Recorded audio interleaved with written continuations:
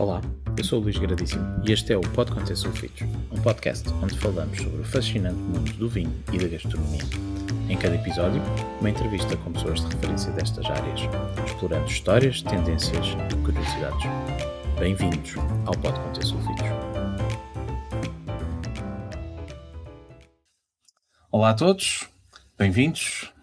Hoje vamos falar de vinho e vamos estar à conversa com a Valéria Zeferino, que para além de crítica de vinhos, assumiu recentemente a direção da revista Grandes Escolhas, uma das revistas de referência do setor, já com muita longevidade, com muito histórico, e vamos aqui conversar sobre este seu novo papel, este seu novo desafio, sobre o papel da imprensa das revistas no setor, no fundo falar aqui também um pouco da atualidade e quem sabe do futuro da crítica de vinhos em Portugal. Valéria, bem-vinda ao Pode Conter Sulfitos e obrigado Muito obrigada, Luís. pelo convite. Obrigada e boa tarde a todos. E antes de mais, muitas felicidades, boa sorte, nem tudo é sorte, mas às vezes também é preciso, não é? Que corra tudo muito bem neste teu novo desafio. Já estavas na revista há algum tempo, portanto é uma casa que já conheces bem, mas agora com novas funções. E é por aí que eu gostava de começar. Como é que foi este teu histórico, a tua chegada a Grandes Escolhas e como é que foi agora, como é que surge este convite e esta transição para assumir a direção da revista? Certo, eu entrei na Grandes Escolhas logo no início da Grandes Escolhas. Já conhecia toda a equipa ou parte da equipa que existia, que criou o Grandes Escolhas, que é o Luís Lopes, João Geirinhas, João Paulo Martins, e precisamente nesta transição da outra revista para Grandes Escolhas, surgiu este convite para me juntar à equipa. Foi em 2017. O primeiro número, a primeira edição foi em maio de 2017. Desde então faço parte da equipa e o convite para ser a diretora da revista surgiu há 2 anos. Caramba!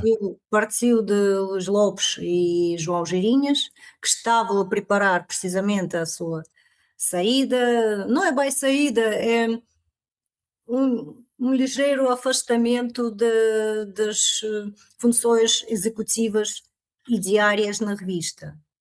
Portanto, a primeira reação foi não nem pensar, mas depois pensando bem, achei um desafio interessante, aliás, como eu disse, que é um grande desafio e deve ser por isto que eu aceitei, porque eu gosto de desafios. No gosto de vida parada e vida profissional parada, então é pior que tudo. Preciso de sentir a vida a pulsar. Muito bem. E acabaste de assumir funções, não é? Enquanto diretora? Acabei, sim, eu, a partir de 1 de outubro entrei como subdiretora, assumi funções de subdiretora, portanto estes 6 meses trabalhámos muito perto com o Luís Lopes, que estava a passar, digamos, a pasta, e a partir de 1 de março assumi a responsabilidade quase total. Nós estamos a gravar em meados de março, portanto passaram-se pouquíssimos dias. Exatamente, sim, começou este mês, exatamente. E portanto é muito recente. Não sei se a pergunta é precoce, mas com certeza já traz planos e é algo que tenhas vindo a preparar já há algum tempo. Mas o que é que se espera agora desta nova fase da revista, desta nova direção da revista? Vai haver alterações a nível editorial, projetos novos? O que é que podemos esperar, no fundo, da Grandes Escolhas? Antes de tudo, eu não estou sozinha, eu tenho uma grande equipa comigo e a pessoa com quem eu trabalho agora diariamente e muito perto é a Patrícia Cerrado, que é a nossa chefe da redação, e então, em conjunto com a Patrícia, estamos de facto a preparar algumas mudanças, nomeadamente na parte visual da revista e também na parte dos conteúdos. Uhum. Estamos a pensar em algumas rúbricas novas. Há algumas rúbricas que foram, entretanto, existiam antes na revista, mas depois iam caindo, iam desaparecendo, e achamos agora que talvez repensadas vão funcionar bem Boa. para dinamizar o conteúdo, precisamente. Portanto, vamos abordar temas como enoturismo, já fazia parte, mas vamos abordar mais, talvez de uma forma mais próxima. Vamos introduzir conteúdos relacionados com azeite também e provavelmente com outras bebidas que fazem parte do universo da vida, que é cervejas, cidras, bebidas espirituosas.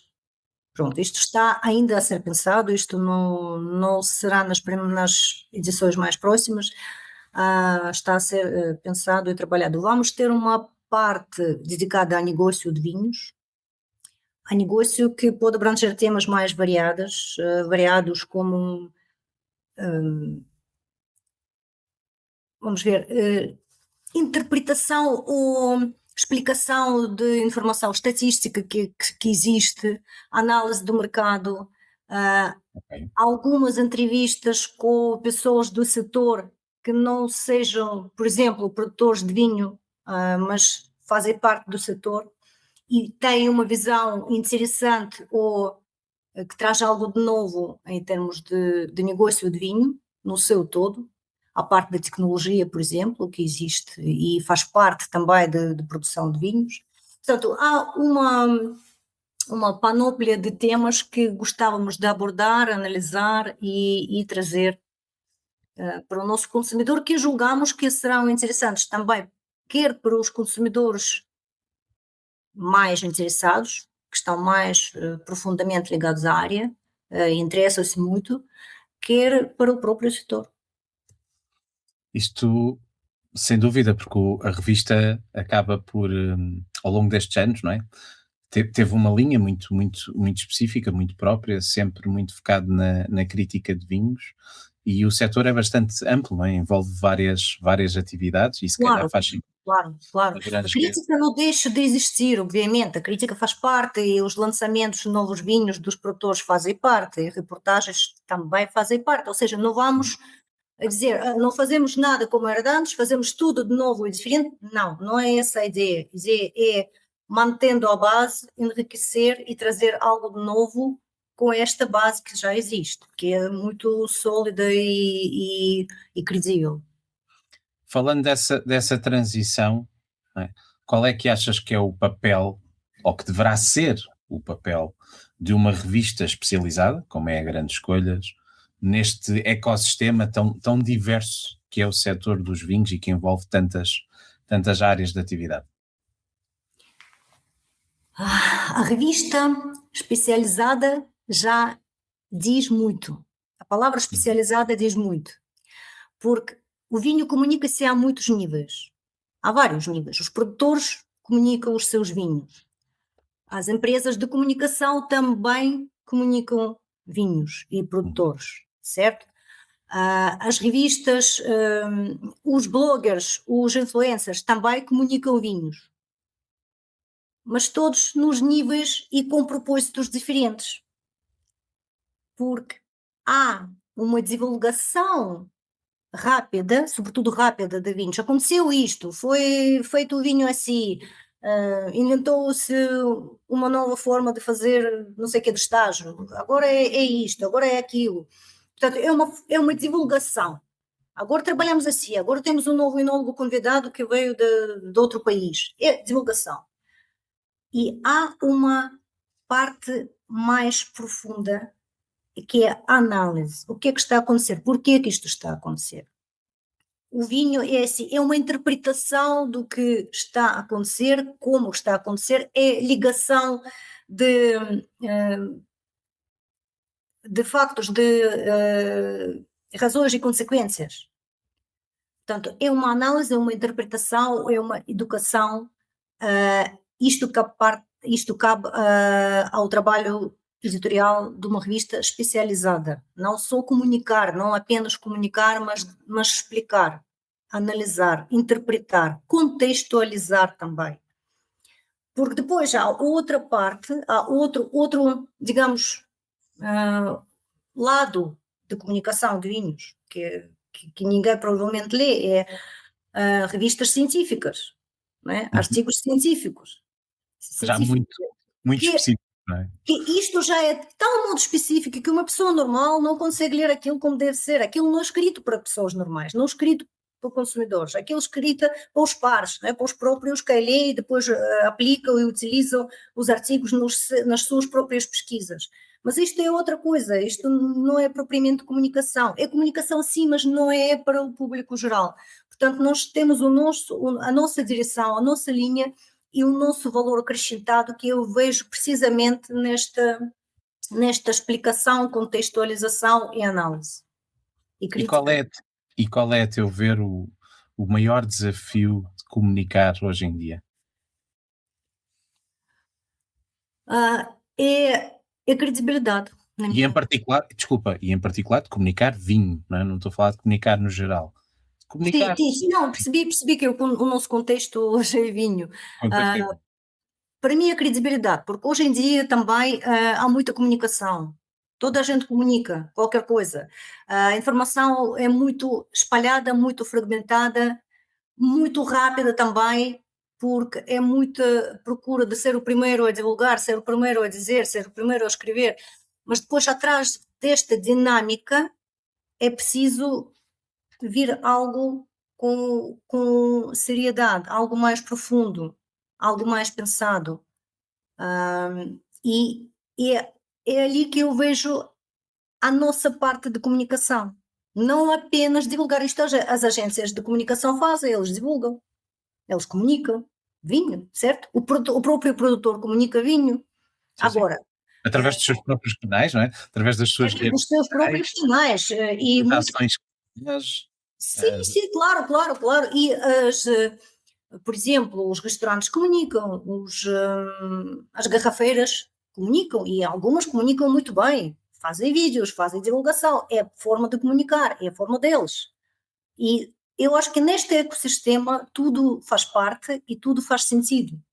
E tudo tem o seu consumidor final deste tipo de conteúdo. É claro que, sendo uma revista especializada, eu não estou à espera que uma pessoa acorda de manhã a pensar: "Ei, eu vou ler agora a revista, vou ler o que é que se passa no mundo dos vinhos". Não, claro que não. Ele se calhar vê o TikTok ou vê Instagram, vê um vídeo, consome outras coisas, outros conteúdos, por isto eles fazem sentido. Mas quando ele quiser ir mais além, ir mais a fundo da questão, ali eu acho que estas pessoas, ou com idade talvez, ou não, ou mesmo por interesse próprio, vão pegar numa revista e vão ler um artigo de opinião, ou uma reportagem mais profunda, ou uma abordagem, uma explicação, por exemplo, eu gosto imenso de escrever artigos que abordam, por exemplo, um tipo de vinho, mas desde o início até o fim. Porquê que este vinho é assim? Este terroir é especial, porquê que ele é especial? Esta casta é muito difícil, porquê que ele é difícil? Portanto, eu gosto muito de trazer esta parte da explicação, não demasiado científica, como nos artigos científicos que são difíceis de ler e muito secos, mas de uma forma educativa, didática, de uma forma que ajuda ao consumidor perceber e talvez querer provar e talvez querer criar a sua própria opinião e a sua própria consciência. Portanto, é assim que eu vejo comunicação na parte de revista especializada. E o que é que falta para comunicarmos melhor, a teu ver? O que é que falta? Falta sempre alguma coisa. O que é que podemos Eu, melhorar nesta eu, fase? eu acho Os tempos são que. diferentes, não é? Quando a revista começou, não havia os meios que há hoje, e como falavas, que é tudo mais rápido, hoje temos as redes sociais, qualquer pessoa comunica, nós estamos aqui a comunicar, há Claro, diferentes canais, não é? Portanto, as redes sociais, há os claro. podcasts, há toda uma infinitude, aliás, hoje em dia até, não podemos esquecer, os motores de inteligência artificial, que também já respondem a perguntas uma pessoa que não seja conhecedora faz uma pergunta, obtém uma resposta que até nem é grande coisa e parece que aquilo é maravilhoso e que o IA já sabe tudo sobre vinho. Mas o mundo mudou muito, não é? E Mudou muito, claro. as revistas não mudaram assim tanto. Continuamos a comunicar bem ou temos que mudar? É assim, mudar por mudar, acho que não. Temos que ir adaptando. E ir adaptando, ao meu ver, não é fazer, não é tentar fazer tudo o que todos os outros fazem. Percebes? É encontrar o nosso caminho, é a nossa forma de o fazer. É claro que sim, que estamos e procuramos e vamos estar mais na área digital, porque é uma área que é importante, mas para mim é sempre complementar. Não é, Não é o cerne do não desafio. é o cerne da questão. Imagina, por exemplo, há muitas pessoas que comunicam no digital. Tu abres no Instagram hoje em dia, tens muita comunicação. Eu Portanto, comunico digital. hoje quase toda a gente comunica digital, não é? No ambiente digital. E para mim isto é uma frente, é uma parte complementar, mas tem que haver sempre parte de fundamento, percebes? Ou seja, eu não vou querer parecer uma pessoa engraçadinha, amanhã vestir um chapéu qualquer e estar aqui a dizer: Olha, malta, este vinho é tal bom. Eu não vou comunicar assim, não é isto que eu procuro. Há quem comunica assim e faz isto muito bem, muito melhor que eu. Portanto, a nossa forma de comunicar vai continuar a ser com base de credibilidade e com base de seriedade. Noutros meios, obviamente, no meio digital, vamos comunicar também, mas de outra forma. Claro que eu não vou me pôr a falar 2 horas sobre o tema, a aprofundar. Isto eu acho mais interessante realmente ler. Agora, coisas que são passíveis de serem comunicados através da área digital. Aliás, no nosso site já há muita comunicação deste género. Há muitas vezes que dá para clicar num artigo e aparece um vídeo do produtor, ou mais uma informação, ou vídeo daquilo que aconteceu, ou conversa com alguém. Portanto, claro que sim, não abdicamos desta área, de modo algum. Mas é Parece bom. tudo sempre complementar. Não sei se concordas, mas um dos desafios que se fala hoje em dia é da queda de consumo e das novas gerações estarem aparentemente a consumir menos, ou a consumir de forma diferente, pelo menos. Uhum. Ah, não sei se já pensaste nesse desafio e o que é que se pode fazer do ponto de vista de comunicação para tentar chegar a esses novos públicos e esta nova geração que está agora, que devia estar agora a começar a entrar no mundo do vinho e que se calhar não Uhum. está a entrar da forma que desejaríamos. É assim, nós não podemos trazer ninguém sem vontade própria para beber vinho, longe de nós estar a tentar obrigar alguém a dizer que beba o vinho. Agora, eu acho que isto passa também pela formação, pela educação, pela parte talvez de lifestyle, em certa forma. Mas nós não vamos conseguir alterar o mundo, nem todos juntos, percebes? Nem com os bloggers todos do mundo inteiro. Embora eles fazem bem no ecossistema, eles fazem bem esta promoção do lifestyle, do prazer, do bonito, desta parte. Nós também o fazemos, mas acho que tem que vir sempre uma parte de seriedade. Comunicar com malta nova, com geração nova, sempre vai haver alguém quem não se interessa, alguém quem não gosta, mas sempre vai haver pessoas mais novas entrarem nas feiras, querer e provar vinho, é encontrar formas para eles, e isto não é uma coisa que nós pensamos agora e fazemos assim. Isto é uma preocupação constante que vamos procurar cada vez, em tudo que fazemos, alguma forma de os atrair também. Mas pensando bem, isto até devia ser começado quase nas escolas, não é? Eu diria que a cultura do consumo de vinho, ou de vinho, sobretudo do vinho, devia começar como parte alimentar nas escolas. Parece que há um grande pudor, não é, de se falar Sim, de sim, vinho. sim, sim.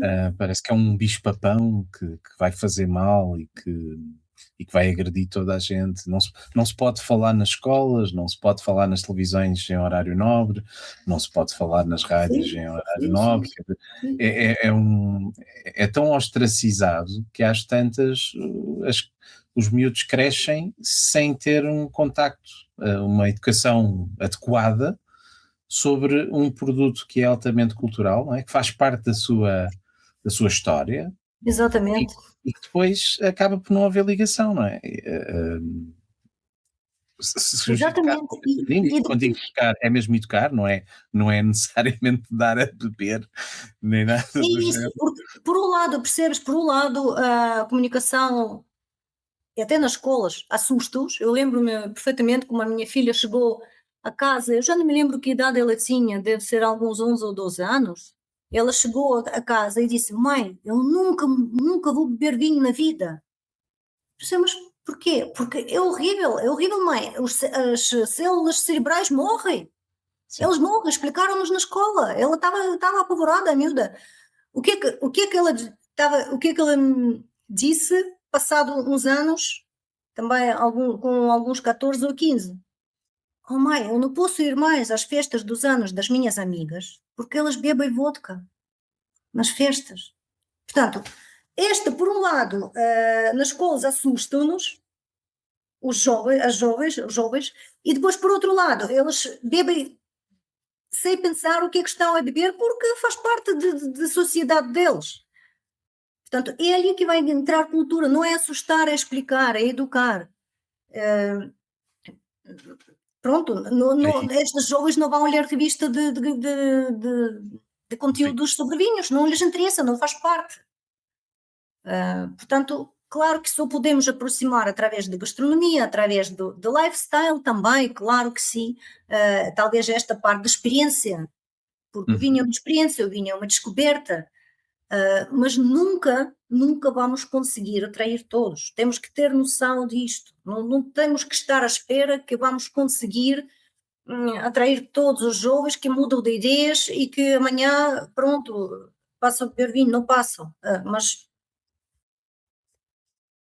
É um desafio. através de uma comunicação constante, eu acredito que conseguimos trazer mais e explorar mais, disputar mais o interesse. E independentemente se é agora jovens novos consumidores ou já o consumidor mais conhecedor, consideras que a crítica ainda tem mesmo verdadeira importância e influência sobre o consumidor? A crítica, hoje em dia, provavelmente mais do que nunca, porque qualquer um hoje em dia critica, percebes? Portanto, hum, é por isto que, imagina, por exemplo, ainda há pouco tempo, precisamente no jantar dos prémios, falámos que o Luís Lopes estava a contar a história dele, que ele, quando começou a provar vinhos, já escrevia sobre vinhos, mas ele durante 4 anos não pontuou nem um único vinho porque achava que não podia fazer isto ainda não estava em condições. Hoje em dia uma pessoa prova vinhos 2 vezes, já é crítico e já escreve e já pontua e já, manda bitates. Toda a gente é livre de mandar bitates, mas depois eu volto a insistir na palavra de credibilidade e consistência. E Não é experiência. do género, este vinho, olha, soube muito bem e por isto é o melhor vinho do mundo. Sim, para esta pessoa, naquele contexto, é o melhor vinho do mundo, mas isto é sustentabilidade, não, isto é credibilidade, isto é consistência. Amanhã o mesmo vinho sabe mal e o que é que chegamos? Portanto, a consistência é importante, a credibilidade é importante. É por isto que quer crítica de vinhos, quer concursos de vinhos. tem a ver tudo com consistência. Por isto, por exemplo, na Câmara dos Provadores do IVDP, eles provam vinhos repetidos. Tu também Uhum. sabes, de certeza, não é? Provam os vinhos repetidos, porque depois todas as pontuações atribuídas são avaliadas e eles dizem que, eu nunca me esqueço que dizem que quase que dá para perceber o que é que se passa na vida de um provador através das provas. Portanto, se os profissionais estão sujeitos a este escrutínio, os, os autotitulados críticos não, ninguém controla, eles fazem o que querem e tudo bem, tudo bem. O divino está tudo pronto, para quem consome aquilo, eu nunca na vida irá tomar a decisão sobre a compra do vinho através daquela plataforma. Mas há milhões de pessoas que consultam antes de tomar alguma decisão. Isto é crítica? Não sei, talvez é uma crítica, é como aquela plataforma dos hotéis. TripAdvisor. TripAdvisor, exatamente. Entre outras. Mas é de facto, aí é um voto mais popular, não é? Não é necessariamente feito por profissionais, como tu dizes, pessoas treinadas, com anos de experiência, com Claro, alguma claro. Antigamente a crítica era muito mais concentrada, não é? Havia um, dois, três críticos conceituados, mundialmente conhecidos como Robert Parker e Jancis Robinson e pouco mais. Claro que agora este universo é muito maior, portanto, eu acho que os consumidores que se interessam sempre têm alguém em quem eles confiem, com quem eles se identificam e seguem. Não estou a dizer que tem que seguir cegamente, este crítico, determinado crítico, seja João Paulo Martins ou Robert Parker, disse que este vinho era maravilhoso, eu vou comprar. Tudo bem, isto pode ser, mas sobretudo os consumidores, hoje em dia, para além de seguir alguma linha de raciocínio, de crítica de algum crítico de vinhos, também têm a sua própria opinião, também têm a sua própria consciência. Portanto, eles estão livres de escolher que linha seguir ou não seguir. muito fruto da educação, que falavas há pouco, eu também sublinho e concordo que é muito importante. Hoje em dia, apesar de ainda haver muito por onde caminhar e muito público para educar, hoje em dia temos um público, um consumidor muito mais conhecedor do que há 10, 15, 20 anos atrás. Claramente, claramente, E, claramente. portanto, é natural que o próprio consumidor também seja mais crítico em relação àquilo que consome e que prova, porque ele próprio já tem mais conhecimento que no passado. Exatamente, exatamente. Aliás, por isto nós vemos há alguns 20 anos, 20 ou nem é preciso ir tão longe, há alguns 10 anos existiam muitos cursos como provar vinhos. Hoje em dia praticamente não existe, porque esta parte as pessoas quase que conseguem saltar ou aprendem sozinhos ou com alguém, e o que eles querem é ter acesso a vinhos, à prova de vinhos diferentes, dos países diferentes, dos estilos diferentes, dos produtores diferentes. Portanto, eles querem ir explorando por eles. E acho que é mais do que criticar, talvez é mostrar que estilos existem, Uhum. que perfis dos vinhos existem, porque a pontuação sozinha não funciona, é uma coisa boa, pronto, tudo bem, mas sem a parte descritiva, talvez o que é muito mais importante do que a crítica em si é explicar perfis, é mostrar a variedade dos vinhos que existem, as regiões que existem, acho. Sem dúvida que sim. Já que estávamos a falar desta evolução do consumidor, gostava também de falar um pouco e saber a tua opinião acerca da evolução do setor.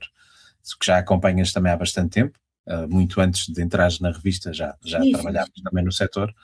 Como é que tens visto o setor dos vinhos a evoluir em Portugal nestes últimos anos? muita coisa aconteceu, é muito engraçado porque não passaram assim tantos anos, eu moro em Portugal há 25 e em 25 já mudou tanta coisa. Eu lembro-me que rosés praticamente não existiam, né, Tirando o tínhamos grande rosés, clássico. tirando o clássico Mateus Rosé e pouco mais, não existia como Como um estilo, produto de excelência. como categoria praticamente. Nem sequer era, nos primeiros tempos até não eram comunicados como rosés, entravam na categoria de tinto e rosé, porque era tão diminuto. Hoje em dia temos, para além de quase todas as empresas têm o rosé, pelo menos na entrada de gama, não é? Na entrada de gama muitos produtores começam branco, tinto e rosé, e Uhum. depois temos rosés do topo de gama, rosés que custam 18, 20, 45, 50 euros. Já é uma coisa completamente impensável há 20 anos. Completamente impensável, certo? Os brancos evoluíram, cresceram imenso em quantidade e em qualidade.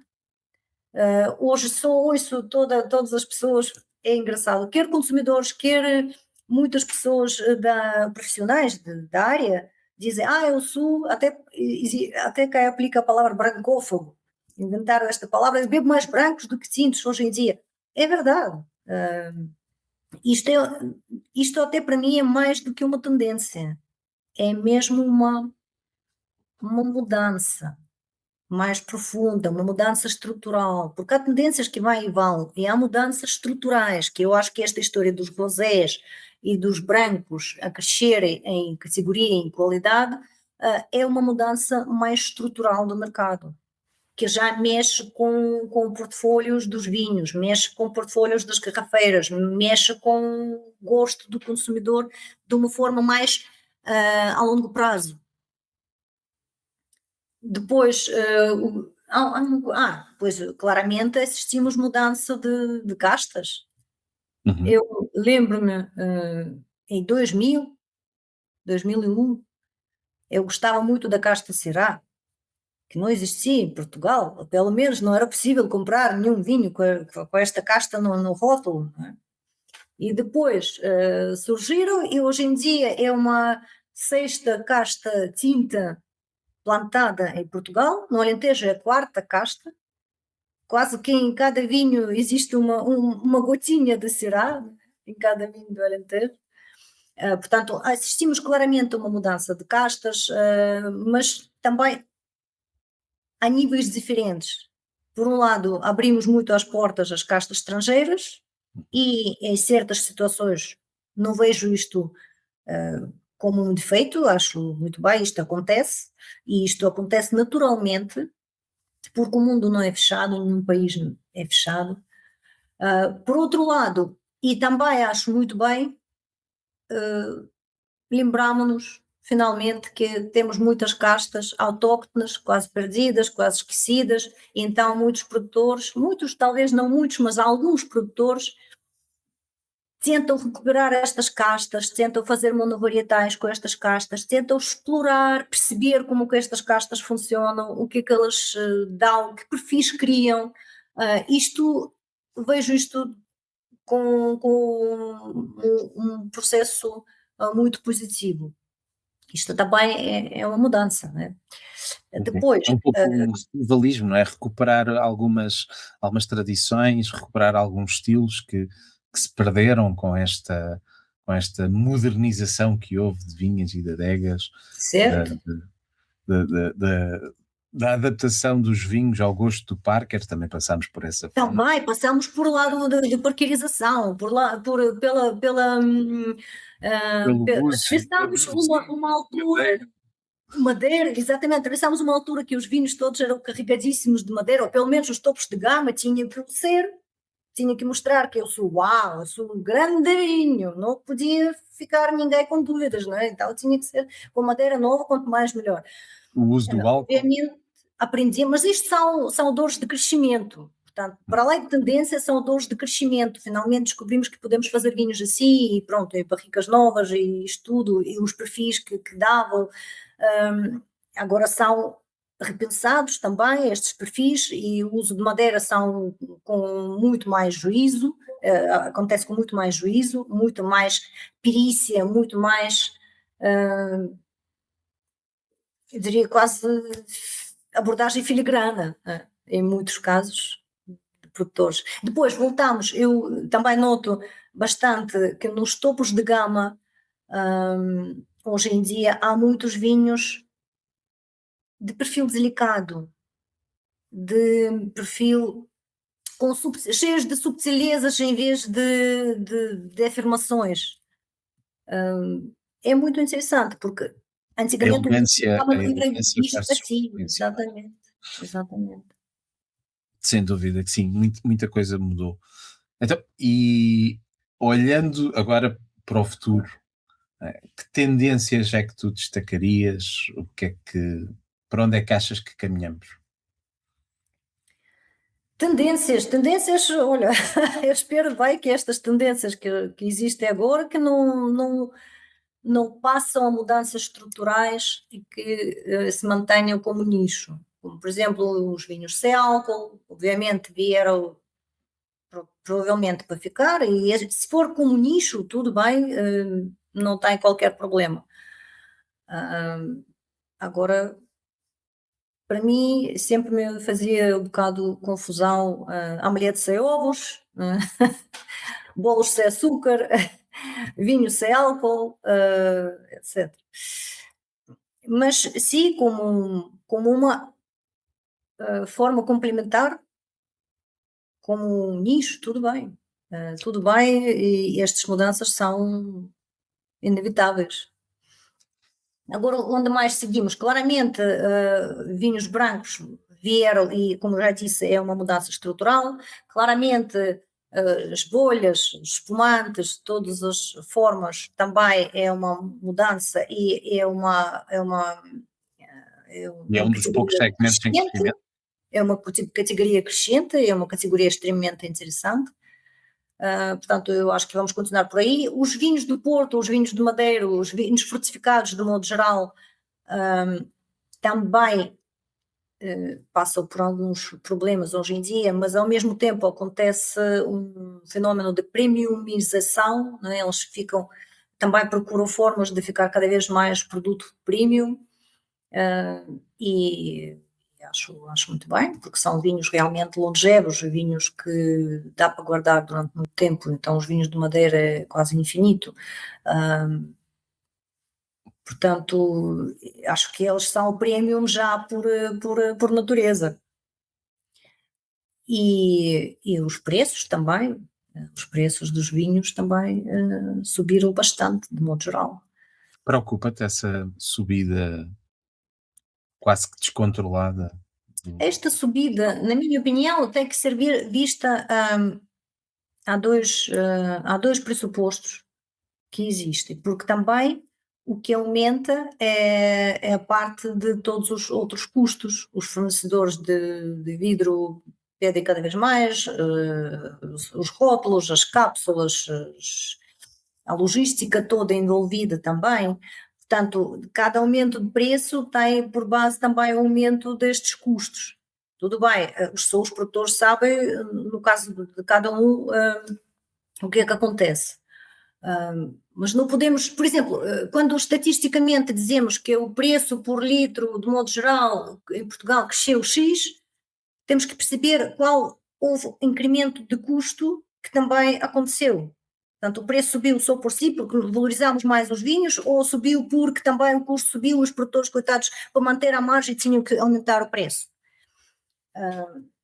Por outro lado, acho que também há muitos vinhos que assim, de repente, eu não disputo preços com os produtores, não é? Eles sabem, se eles, preço é que eles querem pôr os seus vinhos no mercado, se conseguem vender muito bem, então fizeram um ótimo trabalho. Se não conseguem vender, então vão ter que intervir e corrigir de alguma forma. Agora, o que eu acho às vezes estranho,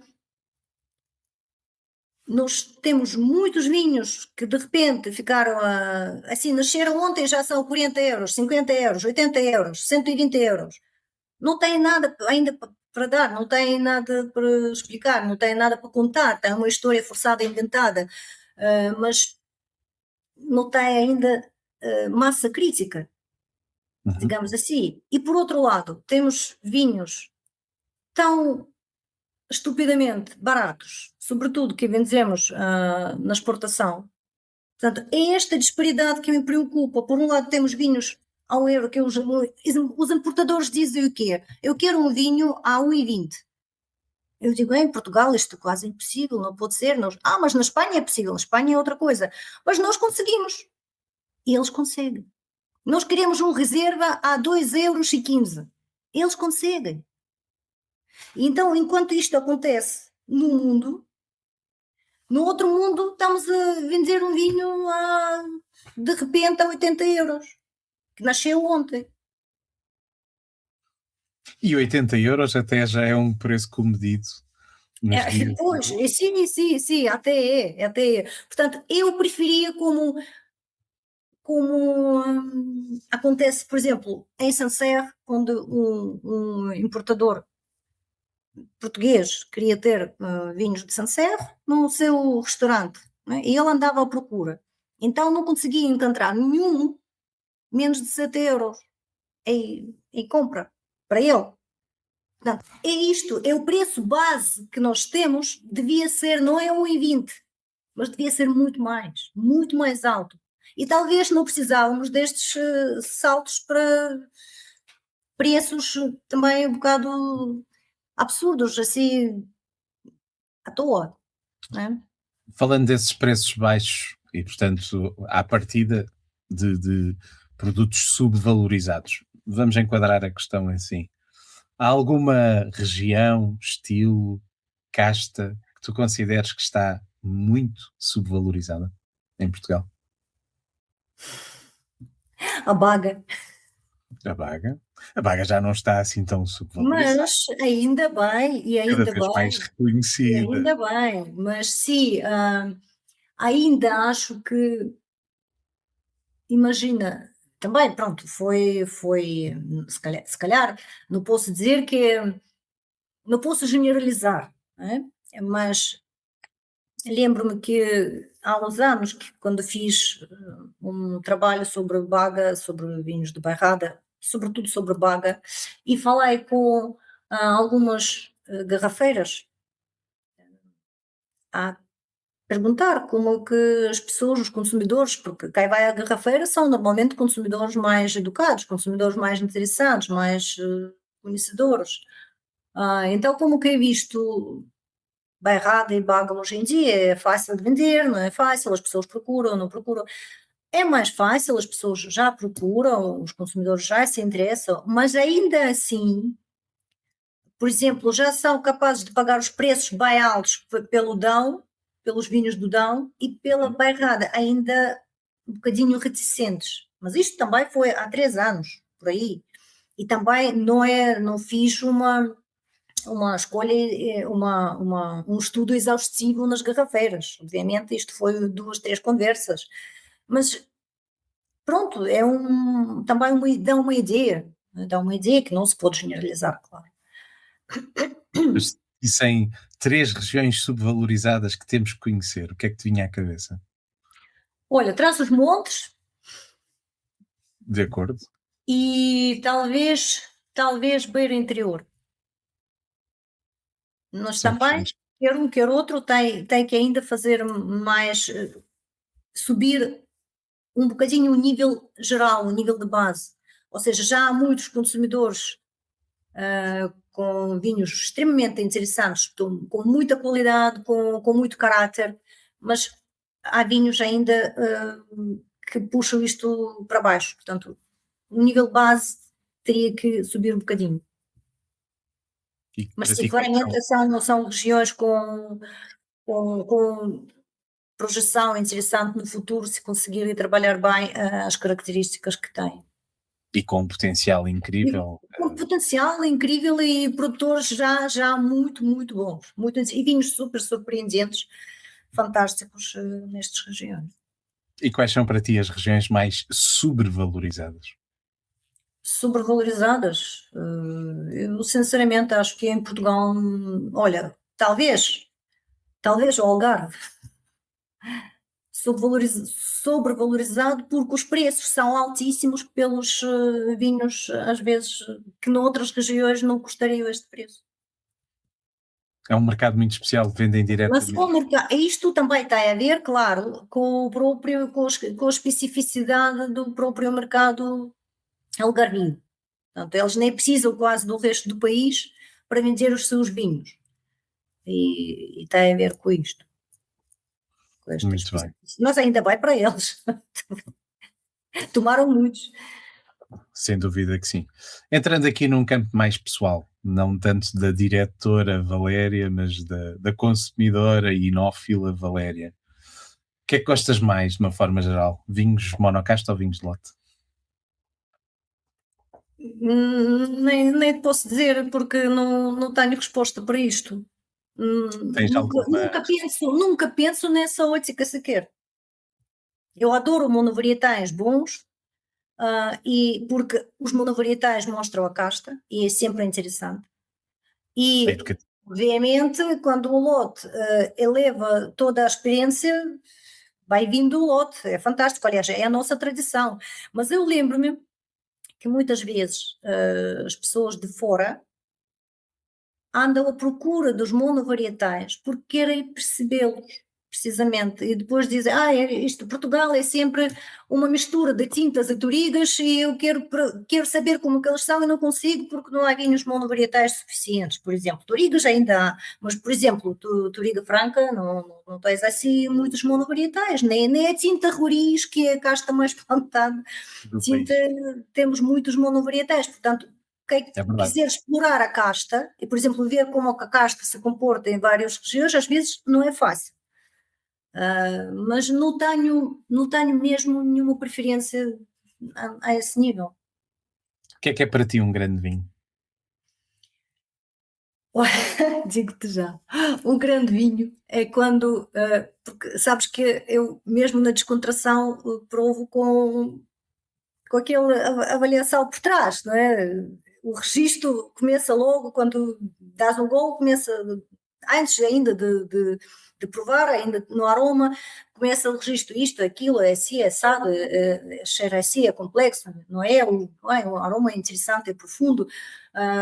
Pronto, começa a avaliação por trás como se fosse assim um narrador incluído. E quando me acontece que eu provo um vinho e de repente este narrador interno está em completo knockout, eu não consigo pensar. É, sabes, overwhelmed. É uma onda que passa por cima e eu não consigo dizer nada para lá das ai, ah, eu, e, e é um vinho que me causa interferência cognitiva, percebes? É tão sensorial, que eu nem consigo pensar. E pronto, há vinhos assim, realmente são grandes vinhos, são vinhos emocionais que nos acertam ao mesmo tempo no nosso centro sensorial e no nosso centro intelectual. E este match é espetacular, é um grande vinho. Agora, claramente, pode ser um grande vinho que eu reconheço pela qualidade que tem, pela forma como é feito, pela elegância, pelo recorte assertivo, de uma precisão incrível, mas posso dizer que, pronto, não é o meu estilo, por exemplo, não é que é o meu estilo, mas não é, pronto, não me impressionou a um ponto de eu ficar overwhelmed. E como é que definirias um vinho perfeito? Pois, é uma pergunta bonita, mas não existe. Acho que não existe. Porque o vinho perfeito muda com a nossa própria evolução, com a nossa própria percepção, que era um vinho perfeito para mim há 25 anos, não é hoje. E provavelmente não será daqui a 10 anos. Portanto, Nós também não, mudamos e mudamos muito, não não é? existe, não existe. Mas tem que haver aqui uns certos. O vinho, para ser um grande vinho, não precisa de ser perfeito. Algumas pequenas imperfeições às vezes não fazem mal nenhum. Pelo contrário, dão-lhes Pelo contrário. tornam-os mais emocionantes, por vezes. Sim, sim, claramente. Uma Demasiado certa irreverência, sim, não faz mal nenhum. Portanto, não tem que ser. torna-se torna-se chato às vezes. Concordo. Aliás, já te conheço há algum tempo e de facto sei que temos muitos pontos em comum e alguns gostos em comum, como por exemplo o espumante, falámos aqui pouco, mas é um dos tópicos, uma das paixões que temos em comum. Como é que te vês daqui a 10, 15, 20 anos? Olha, não estava à espera desta pergunta, mas não fiques chateado comigo, mas é aquela pergunta que normalmente faziam, ah, Nas fazia-se entrevistas. no recrutamento, não é? Onde tu vês daqui a 5 anos? Eu nunca posso dizer nada, porque eu mudo as coisas, eu mudo a minha vida, eu mudo a direção. Não vale a pena dizer, eu não escolho objetivos, eu escolho caminhos.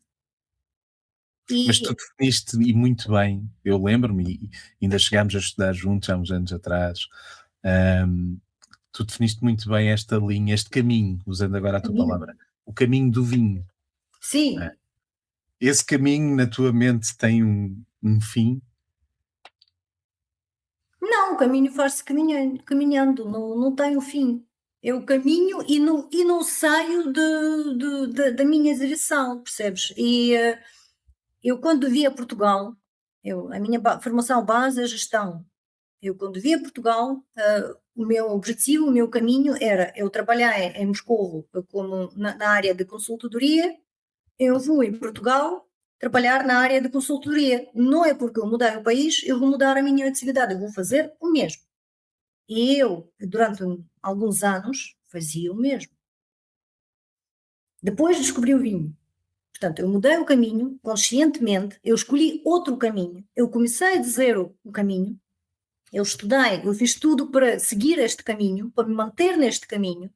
Portanto, mas eu não pensei que daqui a 5 anos ou 10 anos quero ser diretor de uma revista. Não, não era o meu objetivo, não era algo pensado como, não era um sonho, era eu escolho caminho. E para mim isto é ambição, é seguir e não largar o caminho, seja o que for, a menos que tu descobres outro. Mas isto tem que ser um processo natural. Eu espero não descobrir mais nenhum, porque eu já comecei a descobrir muitas vezes na minha vida. Portanto, eu espero, sinceramente, não escolher mais nenhum. acho que estás sem dúvida no caminho certo.